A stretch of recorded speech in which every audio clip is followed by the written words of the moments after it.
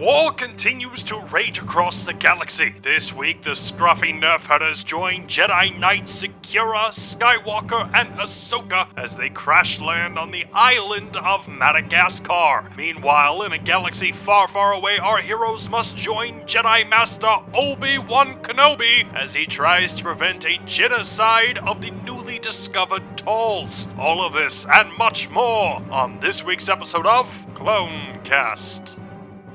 Hey, welcome back to Clonecast. My name is Bryant. Joined with me this week are Robbie, like always. And Brendan. Yeah, so typically we start these shows because we'll be like, oh, let's talk about, Star Wars conspiracy theories. Let's talk about aliens. Yeah. Let's talk about other things. I got nothing for this Nothing? week, guys. I think we just jump straight into, unless you guys have anything. Any Star Wars related stuff you want to talk about? Okay, not a Skywalker. Who's your favorite Jedi? Ooh, Robbie, you want to go first? And reason why? Okay, Okay, how about this? Not like a main Yeah, I was gonna movie say. character. Like one of the more obscure Jedi. one of the more obscure Jedi. Does that have to be a Jedi? I just realized I Or don't does have that an have to be answer like to a this Sith? question. So Jedi only? any is fine. Well, what's considered main? I mean, I really like Darth Maul, but is he considered a main villain? No, I'd consider him like a non-man. I mean, he's in the movie for like 12 minutes? I'd say Darth Maul just because of the impact that I felt as a Star Wars fan when I saw this guy that just looked so badass, and he had dual-sided, Dual blade. yeah, dual-sided lightsaber. Woo! Woo! It is pretty dope. That whole scene where they're running through the Naboo hangar and then the doors open. Oh man, that is a pretty epic Star Wars moment. What about you, Brendan? Nope, you have to go first because I realized after I asked the question, I have no idea what I'm going to answer. Yeah, mine would obviously have to be Ahsoka. No. See, I would consider her main because the show we're watching, she's in every episode. So you said movies, you didn't say show. Now I got to go back and think. Okay, Branch. Fine. I did like Kit Fisto last week. I was a big Kit Fisto fan. I thought he was super cool. Jamaican Had a little dude. kind of cool. He was handing out just jerk chicken and had dreads and everything. No, it would probably be Kit Fisto or maybe even Plo Koon. Good choices. Okay. Good choices. Great choices. Maybe Yaddle. Who? Oh, Yaddle, the female Yoda. That's right. I was like, why does his name sound familiar? What about you, B? Yeah, I've never even heard that name before. You've never seen Yaddle? Yeah, never seen Yaddle. Can you hold on before we move on? Can you just do me a favor and Google Yaddle real quick on your computer? I feel like it's just gonna bring up Swedish It's people gonna in be mountains. Let's see if we can throw it in the chat here. Yeah. And while we're at it, somebody look up Rule 34 Yaddle to see if there's anything good on that end. I'll look that up on my end. Rule 34. You don't know what Rule 34 is? Don't do it. Don't. So Rule 34 of the internet basically says that if it exists, there has to be porn. Oh, God. So I'm just looking real quick. Nope, there's no Yaddle porn. Thank God. It's literally a site where you can type in anything. Dear God, but there is Yoda porn. There you Holy go, B. crap. Oh, Yaddle. Here's Yaddle. I looked it up. The porn? So if you're going with Darth Maul, I'm gonna go with Qui-Gon Jinn Why? because he doesn't really give a fuck, and I like that about him. They're like, no, you can't raise this guy as a Jedi. He's too old. And he's like, too bad, I'm doing it. I'm Liam And then he Neeson. dies, You forgot and who then I he am? just pushes that shit on Obi. I was really hoping that when Robbie was like, why do you like him? And you're like, he has a very specific set of skills. That would have been good. That would have been a much better comeback or a reason why. I would have accepted that. You know who I wish had a better story, and now I'm kind of excited that he's in this? General Lockdown? Is Count Dooku. Oh. Who? No, Dooku I feel like was just so underutilized in the movies. You talk about Sauron? Saruman? Movie. Oh, there's so many times in this week's episode that I thought about Sauron. He was Yoda's apprentice. Yeah. Yeah. He was also Qui-Gon's master? Yep. Yeah. Well, Was he sort really? of. Quasi. Qui-Gon also was under Yoda, it looks like. I'm looking at a Little Jedi family master-apprentice tree. relationship grid. The Jedi family tree. I like that. Yeah, when you look at that whole dynamic, and then, we do get a little bit of a backstory where, we get to see why he left the Order, and, how the clones got authorized and everything like that. We get a little bit of that, but I agree with you. I think Dooku is one of those characters. But I will say, I did read about this. There's a brand new show coming out that's called like Legends of the Jedi or something, and it's an animated series that will include a backstory to Dooku. Oh, that's cool. So Yoda trained Count cool. Dooku and Mace Windu and Qui-Gon and Obi-Wan and Luke Skywalker. Yeah, because he took Obi-Wan and after Qui-Gon died. You know what's interesting is Obi-Wan drops that line in Empire Strikes Back where he's like, go see Yoda. He's the one that trained me. And I was like, I always questioned that. I was like, well, didn't Qui-Gon train you? I don't understand what happened. Well, he was still an apprentice when Qui-Gon dies in that movie. He still has his braid, remember? So, I mean, we don't get to see it, but at least for some point, he had to switch masters. Well, I mean, the whole rest of the series, it shows Obi-Wan going to Yoda pretty much for everything. True. Who's Deepa Bilaba? She is a Jedi that we get to see in the first couple episodes of the Bad Batch. She was trained by Mace Windu. And her Padawan was Kanan Jarrus. Thanks, Robbie. You're reading the image I sent you? Yeah. He's just throwing out Star Wars facts. So first episode of the Bad Batch is like Order 66. And we get to see Deepa and her apprentice, and her apprentice runs off, and we never see him again. Turns out he's Kanan, and he's in Rebels. So like that's where that whole story comes in. So they tie the two series together there. Oh, I do have a little random Star Wars fact for you guys this week. There's a brand new show on Disney Plus that's like about light and magic, and there's like talking about like the creation of Star Wars and like everything that they did to make it. And I never knew this, but it's kind of super cool. So George Lucas specifically wanted to make the Rebel spaceships faster than the Empire ships. And his reasoning for this is like the Empire has ships that are like fresh off the line, like TIE fighters are like the new trend. These are off the line, but all the Rebel ships are like modified, like hot rods basically is what he compared it to.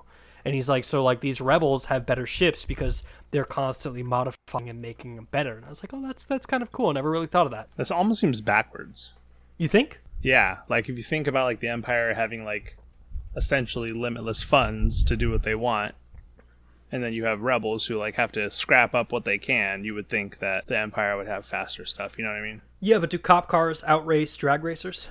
I mean, they're limited. Yeah. There's a reason why they don't make them that fast, whereas criminals are like, I'm gonna do what I want. Yeah. So maybe that's the same concept. The Empire's like, well, we can only go this fast. You don't see any cops or Empires throwing in NOS, you know? Exactly. Dominic Toretto coming to the enough. Star Wars universe. It's so funny to me, just like even like when I was watching these episodes, just seeing the Star Destroyers. Well, I don't know what they're called in the Republic. Star Cruisers, maybe.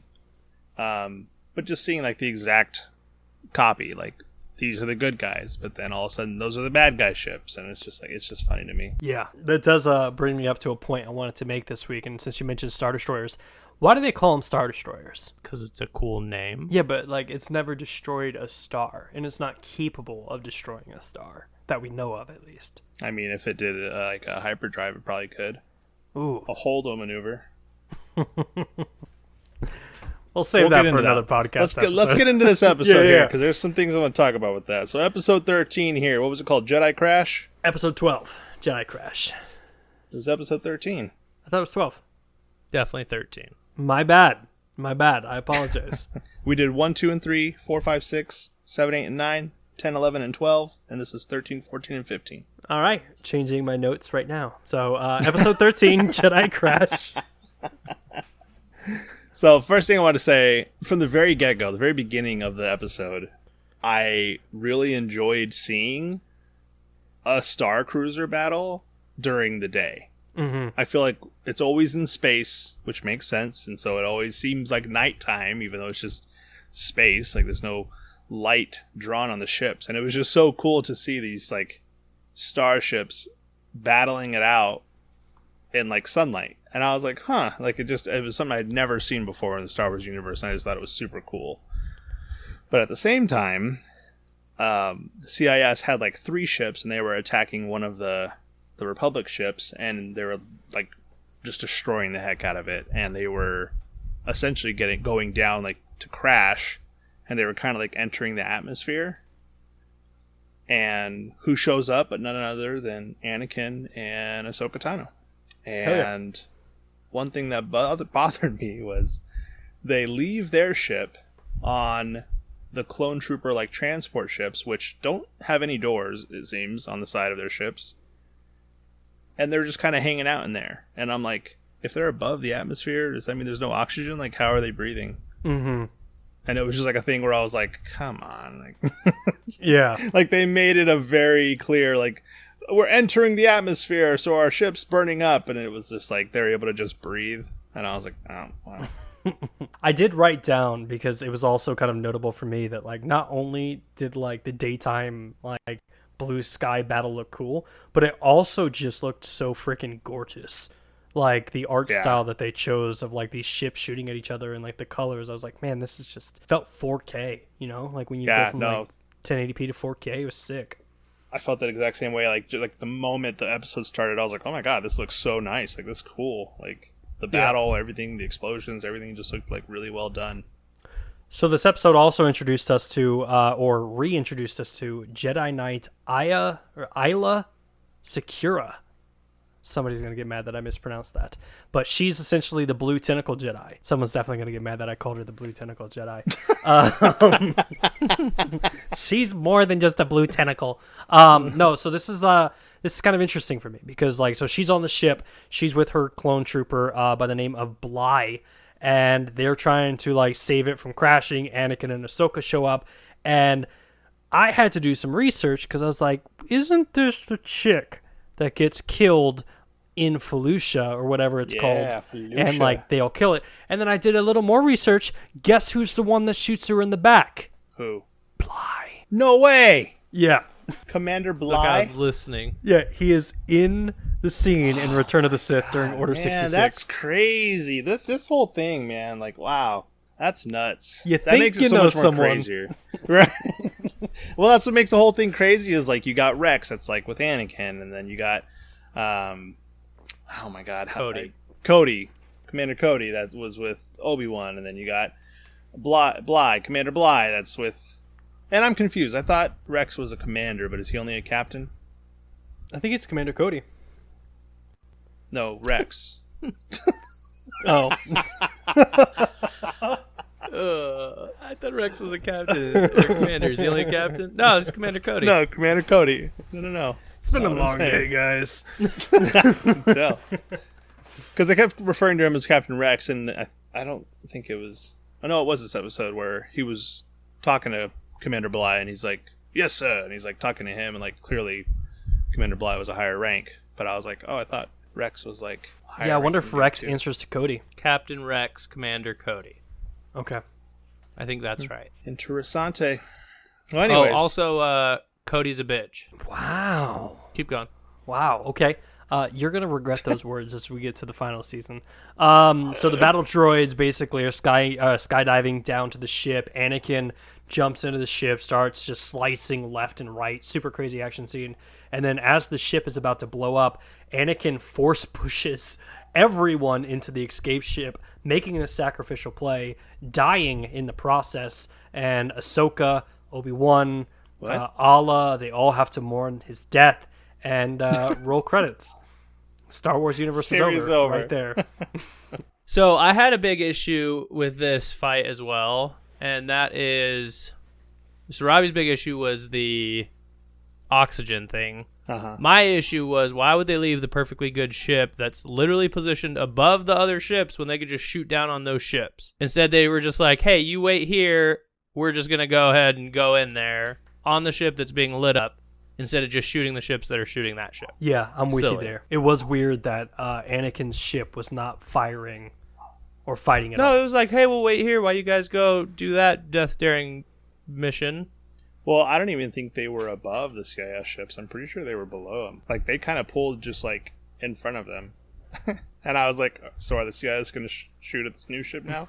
And they just didn't. And I was like, oh, all right. Yeah, we'll just leave that ship to the side. It's not doing anything. It's not shooting at us, so it's fine One over thing there. I thought was cool was seeing Ahsoka's kind of fighting style. Just how she kind of holds a blade, like, upside down. And Yeah. just, like the way she was in there, like slicing, droids up and stuff. I thought that was cool. She's a badass, man. But anyways, Anakin does not die. He's just, what is it, critically injured? Critically injured. Gravely injured. So they slap him up on some life support. Ahsoka doesn't want to leave his side. And I'm kind of confused with the whole relationship between Ahsoka and Anakin. Like, does she, like, just super respect him? Is he, like, a father figure to her? Is he, like, a big brother figure to her? Does she have, like, a crush on him? Like, I can't quite grasp her obsession with him. I think it's the idealistic way that a master and apprentice are supposed to be. I took it as more like she just views him as a authority figure, like father figure, basically. Especially when she's having the conversation. I don't think it's till the next episode, but when she's having the conversation with the blue tentacle Jedi, and like she straight up says, like, I had an issue with my relationship previously too, and I thought of him like a father, and I feel like she was like intuitioning Ahsoka during that conversation. Yeah. Okay. Well, there's also a side of it too. Like, we'll get into it in further seasons, but like Anakin and Ahsoka start having the same issues with the Jedi Order, right? They start to question it. It's kind of like the stuff we talked about last week, where like the Jedi Order is very distinctly saying this is the rules of war, and I think you have people like Anakin and Ahsoka who are like, well, those rules have changed, and so is the Jedi Order. The Jedi Order is supposed to be the peace, the keepers of peace. But are they really being the keepers of peace at this point in the show? Yeah, I mean, they are in their view, but I mean, like, kind of, we see from a third-party perspective at the end of this episode, it's affecting more people than they think. They think they're here just being protectors, but because they're constantly fighting and causing war, and anywhere they go, the CIS follows, and it just causes destruction, maybe not intentionally, and then they view themselves as these peacekeepers, but they are causing destruction, harm to certain planets and stuff like that. I mean, look at even when Order 66 goes down, how many different planets they have to cut to just because the Jedi are all over the place, and so are the CIS. So yeah, I mean, they get the ship. They try to fly up and try to get to the bigger ship, so that way they can to leave Anakin's safely. ship to kind of get away, but then the CIS shoot at it, kind of damaging the hyperdrive, forcing the ship to jump into the hyperdrive, and as they're kind of coming out of hyperspace, they realize that they're heading directly into a star, so they have to kind of like avert power, maybe killing Anakin, but not really killing Anakin because he's got to become Darth Vader, and then they shoot past the sun and then basically crash land on a planet called Merida. Now, I thought this was a pretty hardcore crash. Like, I thought, because a lot of times you'll see in these episodes, they'll like kind of like glide into a crash. Like, they pretty much did a straight nosedive, like straight into the ground. And I was like, oh my god! Like, I was shocked that there weren't more people hurt by this crash. I Yeah, even Anakin's arm was moved slightly after that crash. You want to talk about crashes? The crash at the beginning of the episode bothered me more than anything. They like slammed into that ship like metal on metal, and then they all just hop out like nothing happened. And I was like, what the fuck? Yeah, one of the clone troopers is like, make sure you're holding on, and then they just slam it into the ship, and she's like, I've got this. Yeah, and then they all of them just hop out. Like, I don't understand maybe if Ahsoka just hopped out and everyone else like fell out, but everyone was like, oh, that was fine. Yeah. That's how we do things. Perfect landing. So one part in this is like they're trying to they crash land on this planet. Nobody knows where they are. They're trying to find like life forms so they can kind of get back to the Republic. And they find this tablet that has like this weird wolf-looking creature, and then it has like a tree and then a warrior underneath it. And like I was like, Avatar. This is gonna be the this is when we found out that Avatar's in the same universe as Star Wars. Yeah, basically the what do they call the Na'vi or Nai? What do they call them? The Na'vi. Na'vi. Yeah, the Na'vi come out. so hard. I bank so hard. It's a running joke. It's a running watch joke. it. I feel like you need to keep it. You got to explain the joke at this point. Then It's not funny when you explain it, but it's funny to me and B. Okay. There's this part in the movie where he's trying to explain to, oh god, what's her name? The blue female girl. The main, Na'vi. yeah. Okay. I don't remember her name, but they're all excited because he just kind of learned how to like fly and stuff, and so he's like talking like narrating, and he's talking how he was born for the sky and all this stuff like that. And so there's this part where it cuts to them two kind of talking and having this conversation, and he's talking to her, and he's like, yeah, I bank so hard, and then just like cuts away. I was like, what in the world? I always thought it was odd, and I don't even remember if it was like me telling you B about it. I think we were watching it, and we both just started laughing at the same time. Who knows? But that's always something we say. Welcome to Avatar Cast. Hey, maybe. Yeah, we got a brand new movie coming out. And then we find out that there's these giant griffin-like creatures crazy that are killing ass everybody. bird dog. That's what I wrote down. Yeah, super dope. But then we find out that the Na'vi aren't the inhabitants of this small little planet. Instead, we have little lemur creatures called the Lurmen who came to this planet in order to avoid war. And I'm really bummed because, like, it kind of got ruined for me that I was, like, watching this and I was just like, someone break out with I would like to move it. I wanted King Julian to pop out so bad. Like, all right, here we go. Now who wants a cookie?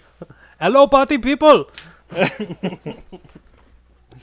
just comes out of one of the he comes out of one of the seeds with like smoothies when Anakin shows up. Come on, Maurice, give me a little nibble. Yeah, that would have been great. One thing I wanted to point out before they found this little town of lemurs, whatever they're called. Lurmen is like what's it called? When you mix up words or letters in a word. Slur? No. No. Like, Slur. I feel like they took the word lemur and just mixed the letters around. And we're like, I see what you're saying there. Someone's like, man, this looks like a lemur. And they're like, well, what if we just had an N and mixed the letters up? Lurmen. Perfect. Before that, when they got attacked by the crazy bird dog things, 3 of the clones, unfortunately, were departed. R.I.P. But one thing that I thought was funny was Commander Bly pointed out, and he's like, "Oh no!" He's like, "Cameron, he's down. He's dead. So are Lucky and Flesh." And I was like, Lucky and Flesh? I was like, they've all just had super odd names. Like Fives, Rex, like all kinds of crazy ass names. And then you got this ordinary one just named Cameron. Like, I was like, you got Bly. I mean, I guess Cody. Cody's kind of regular too, but I just thought it was super odd that they all seem to have these crazy names and there's just random Cameron. It's like back in the day when you used to go play laser tag and they wanted you to have a code name in the beginning. Yeah, everybody in the beginning was like, my name's Eagle Eye. My name's Ironhide. And then I'm just like, I'm Bryant. I just put Bryant. I have a question.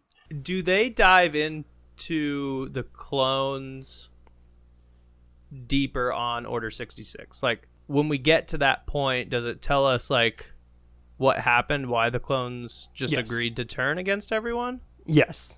Okay. That's what I want to see. That's okay. cool. I'm Yeah. 100%. Because I'm like, are they always just like evil this whole time? Because like I feel a lot less bad knowing what they're gonna do when they die. Mm-hmm. But like if they're kind of good right now, then maybe I feel a little bit bad. I will say this, that like there's gonna come a point that when we get into the show where it's like y'all are gonna be like, I get it, like I understand why, and you saying, Bly can kill himself and Cody sucks and all that type of stuff. I'm like, I don't know, man. Like it's kind of justifiable. Like one of the episodes, Cody's a bitch or something like that. I did. Commander Cody's an asshole. That's what I was referencing. Yeah. And then you're like, you would regret that. I'm like, you named it that. I did, yeah. No, but it does dive into that later on in the show. Okay, it good. Explains specifically. I'm excited for that because I'm like, that's one thing I've always like questioned, like, especially now watching the show. I'm like, they're so good and they're like so protective, and then one day they're just like, yeah, fuck you, die. There's a line, and I don't think it's like. No, I'm not even gonna say it. We'll get to it when it happens. I'm not even gonna tease it. Cool. Yeah. That's all I wanted to know is if it dove into that. Yeah. One thing I wanted to point out was this planet. We've seen all kinds of planets, and then bam, we get the Savannah planet that just seems to have nothing but these giant ass trees and these like great plains, and I thought it was super cool. Like, I'm loving seeing all these different locations and stuff. Something other than Tatooine. Yeah. It does make me wonder if, like, when they created this show, did George Lucas have the idea of this planet, or were they just, like, given free reign to come up with planets like this? You know if he was involved in this at all? I'm sure he was, like, an executive producer. Especially because they consider it canon, right? Yeah. But for the most part, I think it was Filoni who, like, handled everything on this show. This episode ends where the leader of the Lurmen are like, yo, we're not going to join you. We came to this planet to basically avoid the Clone Wars, and we're not going to help you because that's going to put us on sides. And if we would have taken sides, we would have stayed on our home planet. Basically saying, like, y'all are on your own. And that's kind of where episode 13 ends. And we jump right into episode 14 for a two-peat. Oh, no. Yes. Oh, no. Oh, did I miss something? You missed something that really, really frustrated me. Okay. What's her name? Sakura? Ira? Isla? Sure. Isla Is that Secura? her first name? Yeah. The Jedi that was with them. So it was the Blue Jedi. Tentacle Girl. It was Commander Bly and Ahsoka. Those are really the only three that made it to this town. This colony, I guess you can call it. Mm-hmm. And they were like, hey, we need help. You know, one of our Jedi is you know, we're not looking for really anything else. We just need some help. And they were going to send, oh my gosh, I don't even know the little healer dude's name, but they were basically going to send him back, right? And he's like, you know, one of you needs to stay. One of you can go and take our healer, but one of you needs to stay for insurance because he's our only healer. If you take him, then, you know, we don't have a healer. So one of you needs to stay, one of you can go. So then Sakura goes, all right, Bly and I will stay, and then you, Ahsoka, you go help your master. And so then he's like, no. I don't want the clone staying with his blaster. He can't stay here. The clone can't be here at all with his blaster. And so then he's like, he has to go with the youngling. And so then Ahsoka says, I'm fine. I can go by myself. I don't need help. And then Sakura gets all mad, and she's like, mind your surroundings. Like, bitch. I was like, it was your idea in the first place to send Ahsoka on her own. And then when she wants to go on her own, she's like, no. Terrible idea. I was like, wait, what? I like had to rewind it to like make sure that's what happened. But I was like, what the hell? Yeah. I don't know. It is interesting because, like, I don't know. I feel like with, you know, Kit Fisto, like in last week's episode, we kind of got an opportunity to meet a Jedi that we vaguely knew, and we kind of left being like, oh, that's kind of a cool Jedi. I didn't feel the same way with Secura. Like, I was just like, like this episode kind of really didn't do it for me. Yeah, I was kind of just like, you're annoying. You're trying to be. There's the title for this week's show. Secura, the most annoying Jedi in the galaxy. There you go. That's it. Yeah. All right, now we can move on. Yeah, so then we jump into episode 14. See what I did there? I got it right this time. Jump into episode 14, where the Separatists come to the planet, and we assume that they're following the crashed ship. And they're like, oh, there must be republics. But no, that's not what's going on here at all. So Anakin is still too injured to fight, and off the ship comes General Lockderd, which, probably the ugliest looking mofo in the entire Star Wars universe. Yeah, he was goofy looking. And I was trying to think, because I remember in like Phantom Menace, there was the two Viceroy. Gunray? What are their names? Yeah, the Gunray, and there was the other one, and one of them was kind of shorter, one was kind of taller. And in my head, I was like, is this one of the same ones? But no, he was a completely different person, right? Yeah, different species, different planet. Oh, he's a different species. He's not the same as them? Yeah, as I understood it, like he's just from another planet that decided to separate from the Republic. He looked like the Viceroy and the Gungan General had a child together. That's what he looked like. Anywho, he comes here just, declaring that he's now protecting this planet? Yeah, he's basically saying, I own your planet now. And then little old lemur guy's like, whoa, hold on. Oh, my bad. Sorry, he is a Nemodian. Oh, Nemo. They found him. So he is the same species as your Trade Federation junkies. Okay, got it. That's what I he's thought. just fat. Yeah. Just super fat. Interesting. Yeah, so he comes on the planet. He's like, all your bases belong to us. And he's like, hey, this is our planet. We'll protect you, but you need to obey us. And then he begins to ransack the village, which is kind of one of those moments where you look at the King of the Lurmen and you're like, joke's on you, man. You had Anakin, Ahsoka, and Blue Tentacle Lady about to protect you, and you told them to run away. Joke's on you. Blue Tentacle Lady. You just keep going with that. I really, it's not the last name. Like, I can say Secura. It's Isla. I don't know if it's Isla or Ayla or How's it spelled? Ayla. Blue Tentacle Lady.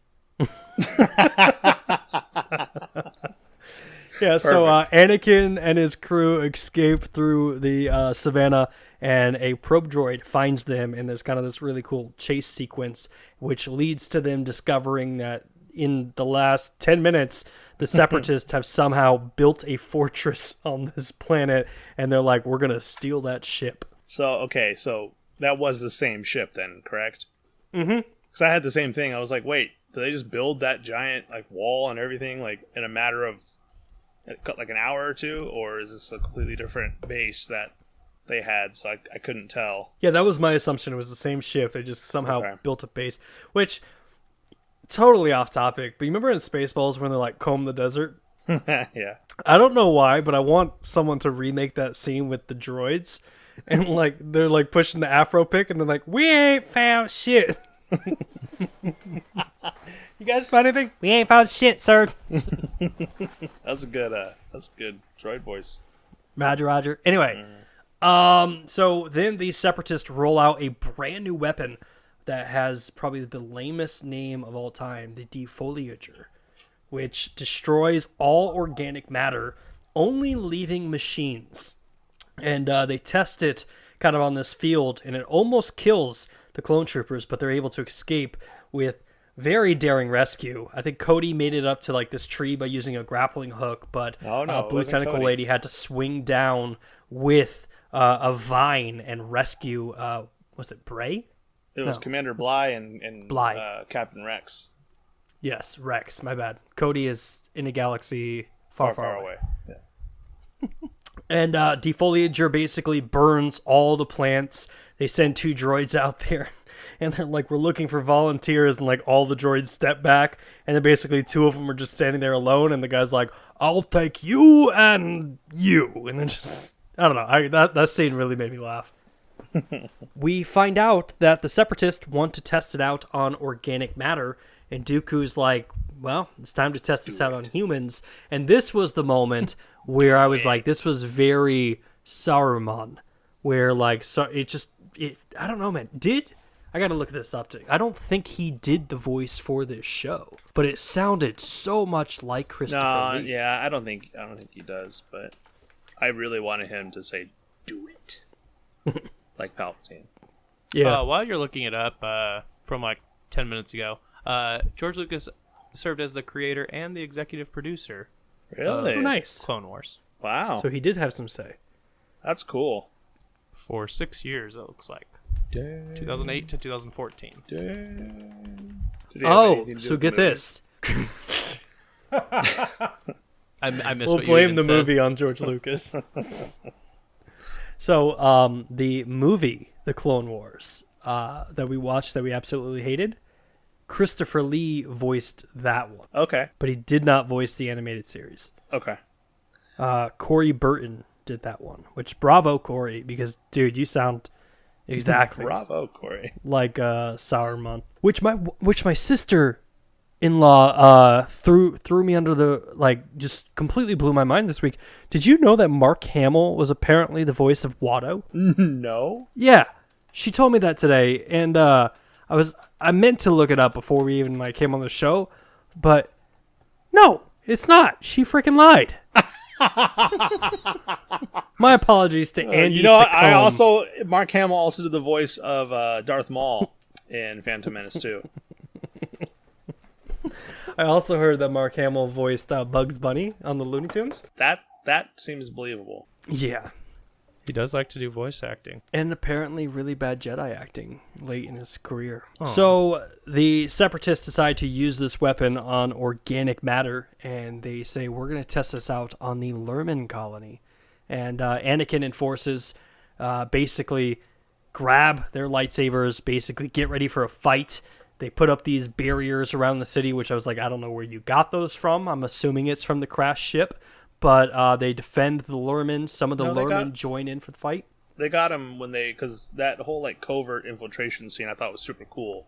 When they were like trying to break in and they were like hiding in the grass and like Anakin was making the rock like roll around and the droid was like, what is that?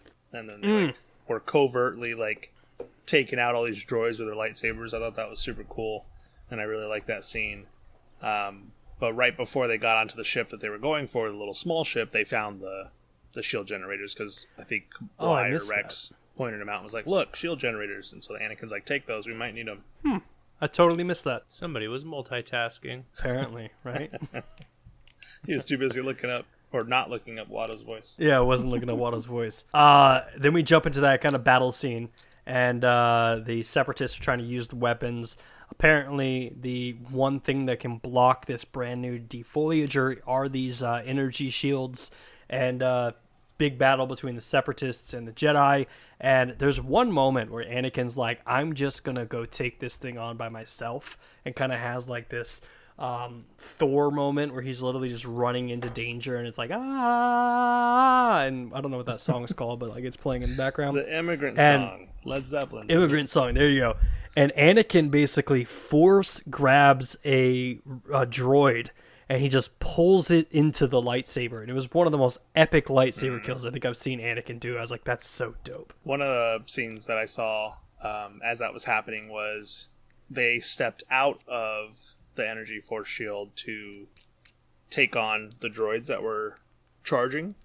And when they started getting overrun a little bit after they defeated the first wave, they sent the second and third wave after them, and you're right, Anakin was kind of moving forward and doing his thing, and then Ahsoka and Secura and not Cody, damn it, Commander Bly and Captain Rex were kind of backing up.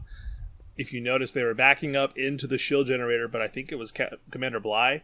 He was still shooting. Like, he kind of had his gun sticking out of the shield, and it was still shooting until he kind of like stepped back and pulled it in. And I was like, dang, that's genius. Like, why don't you just do that the whole time? Like, Yeah. You just stick the muzzle of the gun outside the energy shield and keep shooting. Do that. Jeez. My only gripe with this episode was the final scene where, like, clearly the Jedi saved the day and the Separatists are, like, you know, good.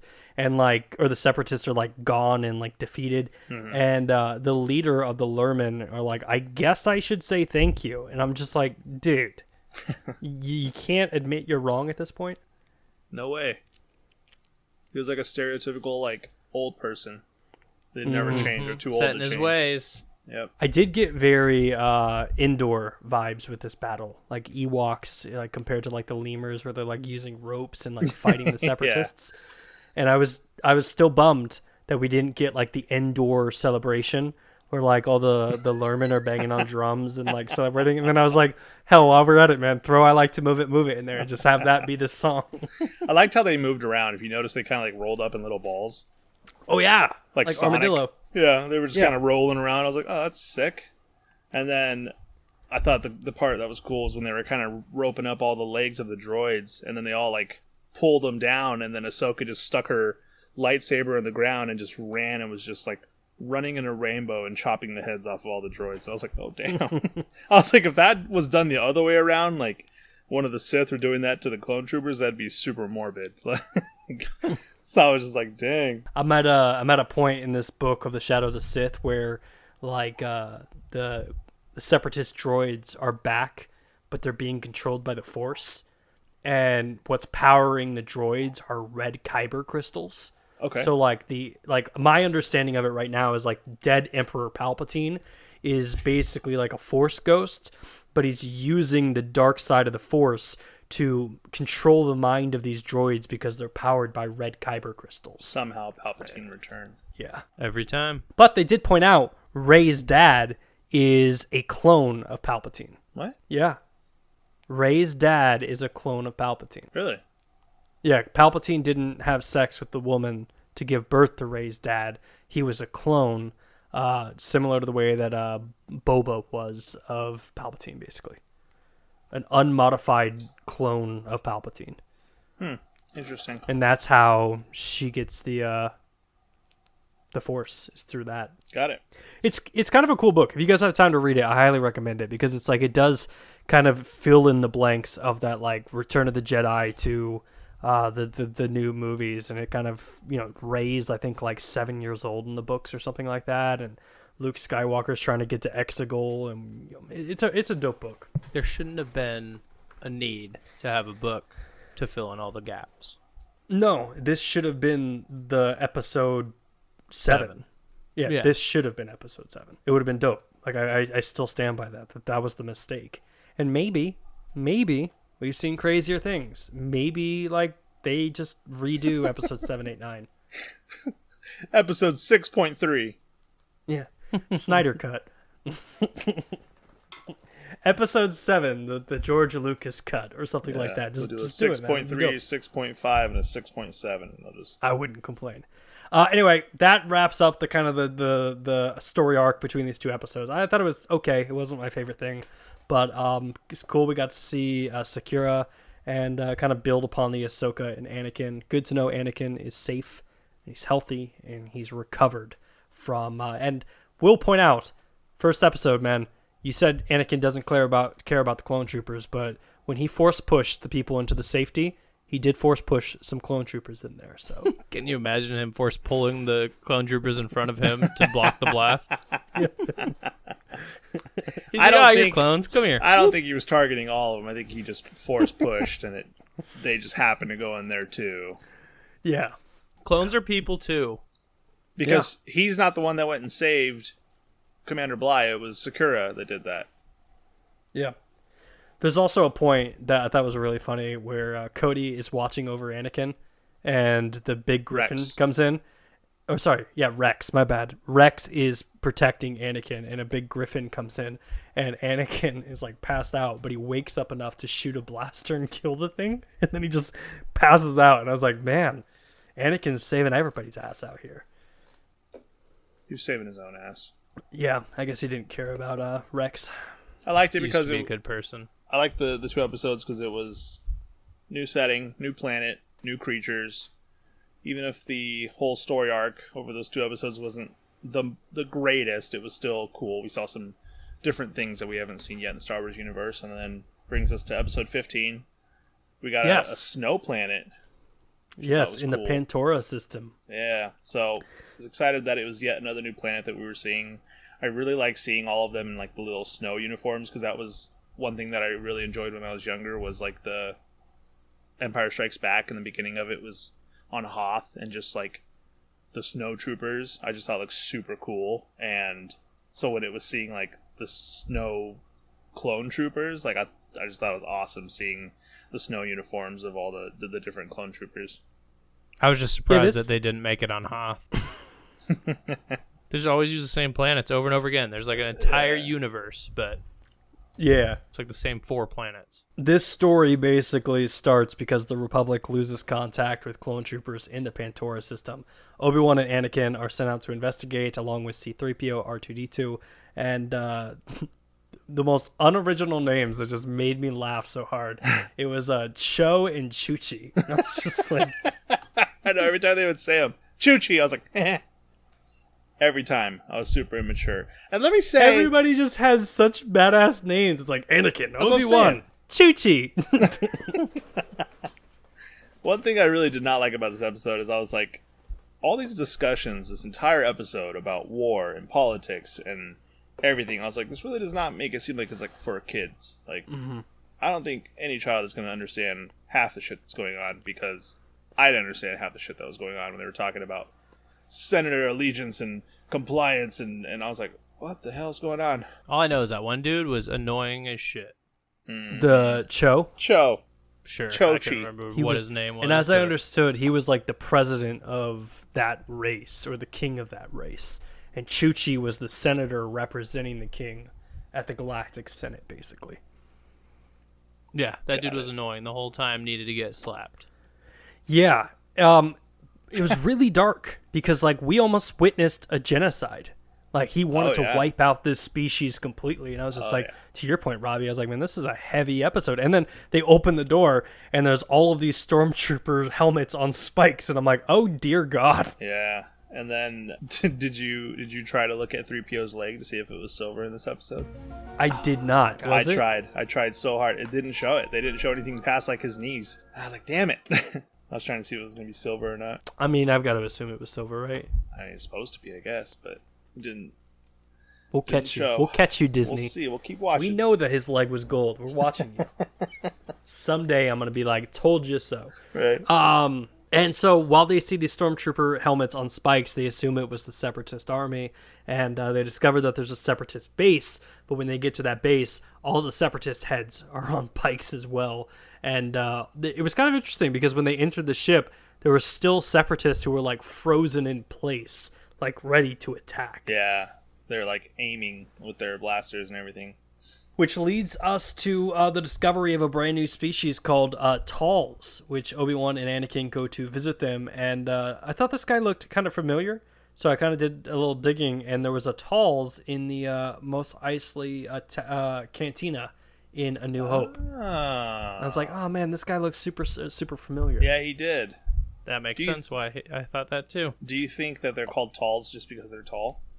That was what I was trying to figure out. I was trying to figure out like the logistics of his face. Like they had these weird little like gobblers for a mouth, and I was just like, how does that work? Like this is weird. It's like, is that his tongue? Star Wars universe, man. Star Wars universe.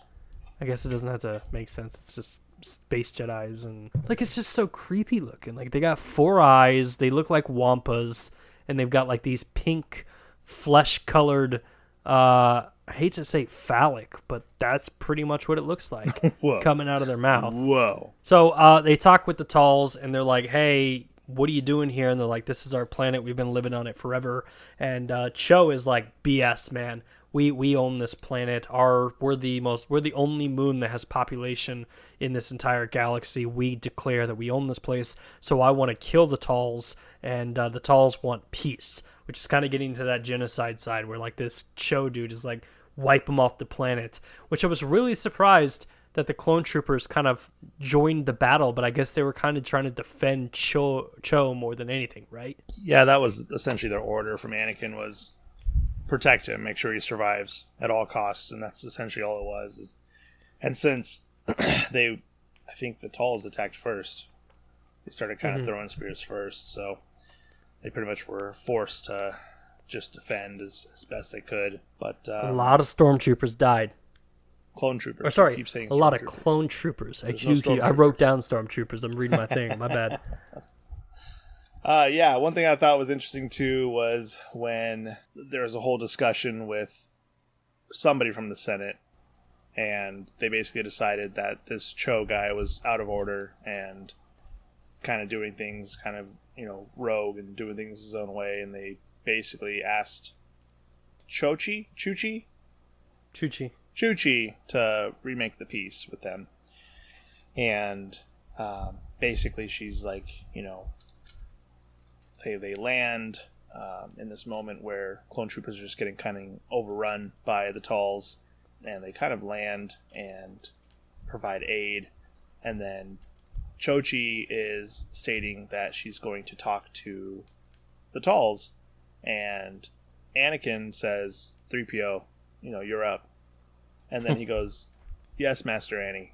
And I thought it was interesting because it called him Master Annie, and I was like, oh dang, Master Annie, like a little kid. Yeah, I chuckled pretty hard when like C-3PO showed up, and I was like, why the hell is C-3PO in this episode? And then when they introduced the TALZ, I was like, oh, I get why C-3PO is in this episode. Speaks over 6 million languages. Yeah, super convenient. But even in the battle, this was a moment where I was like, man, Commander Cody is a badass. Like, he's on the speeder and he's like dodging things, and Cho gets knocked out or stabbed. It's Rex. And I thought it was Cody. It's Rex. What the hell's wrong with me today, man? Let's just stop and just start re-record this. It's like it's over. This whole time. Anyway, yes, Rex is Captain a badass. Rex is a badass. That's he why I named throws myself. Cho on his speeder, and basically like drives off. And I was like, oh, that's so dope. Yeah. Well, that was because homie got stabbed with a spear. Good, he deserved it. Serves him right. He did. He was super annoying. Genocide loving mother effer. Yeah, I really He was did a not real like, dick. really What did else not you like gotta say? him at all. What else? That's Give me it. some other give me some other adjectives. Blue-faced Buffoon. buffoon. There you go. Yeah. That'll be your title. Yeah, so Cho, the blue-faced buffoon. and then put up the Jedi Knight up there and just say blue-faced buffoon Secura. But it's clickbait because that's not who we're talking about. She's not a blue-faced buffoon. How about you put a picture of Captain Rex and say, Captain Cody all day. Captain Cody Commander all day. Cody all day. Sorry. Put a photo between Cody and Rex and just say, bet you can't spot the difference. Which One is has which? yellow and one has red. But they look exactly the same. They're clones of Red. the same person. Rex is blue. What are you talking about? Oh. I thought Rex was red. You know what? I'm done. I'm out. I don't even know how you guys remember all the fucking names. You're just spitting names the whole time, and I'm like, who? I take We notes. write notes. Okay, well. Judgy McJudgerson. Do you not take notes, B? What episode was Judgy McJuggerson on us? I didn't write that down. Was that episode 14? 5, I think. Oh, okay, yeah. It was a few weeks ago. My bad. Got it. I'll go back and listen. We talked about the snow outfits. I did think that was super cool, but they all kind of looked the same. Like it was hard for me to see in the battle which one was Captain Rex. I struggled. Whichever one was the badass one. Whichever one didn't die, essentially, was Captain Rex. But then the episode ends. Chuchi negotiates peace with the TALZ. The two worlds have order, and Anakin and Obi-Wan are off to save the day on another planet. Overall, pretty decent episode. Yeah, it was okay. It was decent. There was a line in the beginning that made me laugh where they showed up on this snow planet, and Anakin's like, it's definitely not Tatooine, and Obi-Wan's like, yeah, and this is their tropical zone. Yeah. This is a tropical time of year. And he's like, well, at least it's not Tatooine. So, I guess rankings. 13, 14, 15. How do you guys rank them? I'm going to go 14, 13, 15. 13, 15, 14. Wow. We're going to match this week. 13, 15, 14. You guys thought the second one was was the worst one? For me, There's a episode lot of 13 was downtime so in that beautiful looking in that beginning with, like, the battle in, like, the sky. Yeah, but that was about it. The rest of it was kind of boring. Yeah. I mean, kind of. But, I mean, the second one was just dragged on for me. The second one had like a covert scene, which was badass, and then it had a whole battle scene at the end with the shield generators. And Do you want me to be completely honest with you of why I ranked that one the lowest? yeah, Because I was completely sidetracked while I was watching that one, and I was designing things in Minecraft Creative. So I didn't watch that episode. I listened to that episode. Wow. well, if I could be honest with you guys, episode 15, I fell asleep like maybe 10 minutes into it. And then The only reason I rated it the lowest is because I didn't watch it. I only heard it, and it was way more boring to me than the other two. well, I mean, what the hell? You can't compare it then. You didn't watch it. Okay, Mr. Falls Asleep every week. You know what? I rewatch them, okay? I rewatched the rest of it, all right? Oh, I know. And it was still the worst one. I lived with you. You used to watch the same movie 19 nights in a row. I'm well aware of how you work. I mean, 15 brought us to a new planet, had a brand new species, had clone trooper helmets on spikes. They had those dope hovercrafts. We got to see the TALZ, which we never saw before. And we got a really dope battle, which is classified as a war between these two species. We saw the So, talls, and then we saw the smalls in the previous two episodes. TALZ and Smalls. There Yeah. we go. That's the name of the episode. The Lerman. The The Lerman. Lerman. Super Respect clever. the Lerman. Definitely not the best episodes of the entire series so far, but No, but I like the what new it is. planets, new creatures, new things that we're seeing, so that's been enjoyable. next week we are headed into episodes 16, 17, and 18, correct? Yes, but I'm sure you'll say Yes. the first one next week is 15. Yeah. I mean, fingers crossed. So, episode 16 is called The Hidden Enemy. Anakin and Obi-Wan discover evidence of a traitor in the ranks. Ooh, That's some R3? foreshadowing. R3. Episode 17, this is the one episode that I do remember from this season. So, it's called The Blue Shadow Virus. Padme and Jar Jar search for the secret separatist bioweapon lab. And then episode 18 is a tie-in to that called The Mystery of 1,000 Moons, and Anakin and Obi-Wan must find the antidote for the deadly virus. Sweet. So, yep. And then Exciting. after that, guys, we've got one more episode of Season 1 of Clonecast. We've got episode 19, 20, 21, and 22. So 4 episodes left in the season, and they're all kind of tied together, and then we're done with Season 2. Nice. Exciting. What were you building? What were you building while you were watching? Nothing. I'm always curious. Like, you weren't building anything? No, I was just working on landscaping stuff. Oh, okay. I was trying to Like do 2 lawn things at mowing once, simulator? and I shouldn't Or be doing Minecraft? that. He's building like a giant, like, Jar Jar Binks with just fat legs for you, Brian. Oh. Say it slower. How does your Say mind it work slower. sometimes? Remember? Giant He's fat got a legs. thing for legs. Hold on. Rule 34. Jar Jar Binks with fat Oh, legs. God. And I'm just- Don't do it. Don't do it. We'll let you guys Google that one. But until next time, my name is Bryant. My name is Robbie, and I'm sorry to all of you. Still Brendan. May the force be with you.